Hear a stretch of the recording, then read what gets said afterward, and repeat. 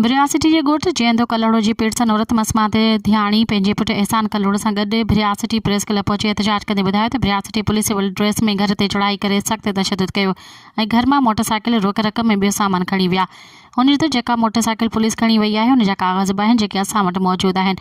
हुन गाॾी ते वञी पुटड़ो सामान खपाए गुज़र कंदो हो जेका बीमार पिणु आहे। हुन मौक़े ते एहसान कल्लोड़ो ॿुधायो त मूं ते मुचर जे रहवासियुनि मोरियल कल्लोड़े सख़्त तशद्दुद कयो ऐं मुंहिंजा ॾंद भञी छॾिया। पुलिस असांजी फ़रियाद वठण बदिरां बासरनि जी पुठ भराई करे रही आहे। हुननि चयो त पुलिस सां गॾु बासर बि हुआ ऐं घर में औरतुनि ते बि सख़्त तशद्दुद कयो वियो।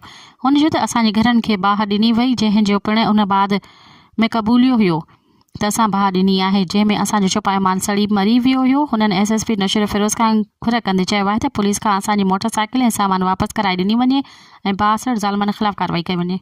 मज़ीद ख़बरनि ऐं तफ़सीलात लाइ विज़िट कयो असांजी वेबसाइट www.awamiNewsHD.com ऐं ॾिसंदा रहो अवामी न्यूज़ HD।